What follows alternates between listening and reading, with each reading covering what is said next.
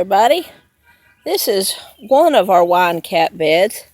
This one's on the back corner of our grow room. My husband has thrown some packaging on top of that one from a shipment we got yesterday, but that'll be gone soon. Don't hurt nothing. So I came out this morning and I found one beautiful wine cap, and I thought I would show that to you. This is a good example of what they should look like. So you have this stalk, pretty substantial.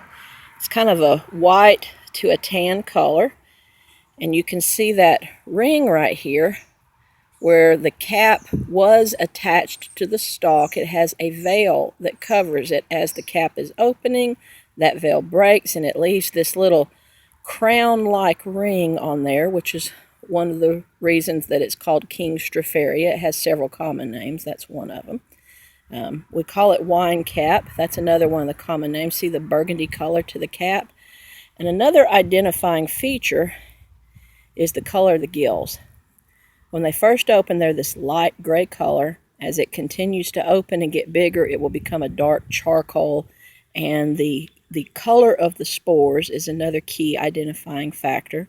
They're kind of a charcoal purpley gray, very dark, very much a charcoal color, almost black.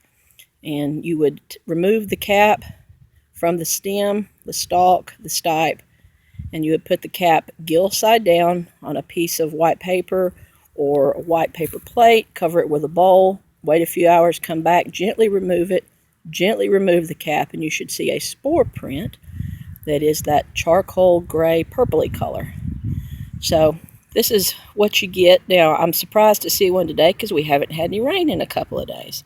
Usually you get a flush right after some rain in the spring and in the fall when temperatures are in the 70 degrees. They pop up, but they can be very easy to miss. The best time to pick your wine caps, first thing in the morning. Get out there. So it's late morning here, and this one, now look at the top of it. See that discoloration, how it's just starting to kind of shrivel up just a little bit? That's because the morning sun is hitting this bed. So it's better to pick them before the sun gets up.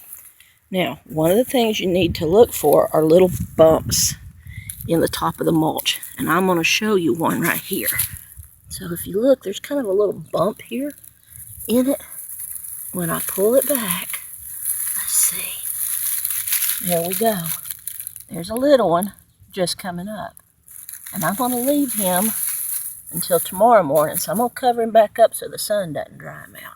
But that's one thing that's a clue that they're coming, is when you start seeing these little popcorn balls on the mulch. Looks like it's poking up a little bit. You probably got a mushroom up under there. Now here's another one over here. And I missed this mushroom. I don't even know if you can see that. There's one right in the center, and he's a little dried out. That's a little bitty cap. Let's see if I can get it so you can see it better. Do you see that? That's what happens if they get too much sun. That cap has shriveled up, and it could have been a pretty big mushroom based on this base here, but the sun dried it out. So that one is not, well, I could eat the stem on this one, but the cap has dried this out in the sun. So it's important to keep them moist, especially if your bed ever has full sun like this one does for a few hours.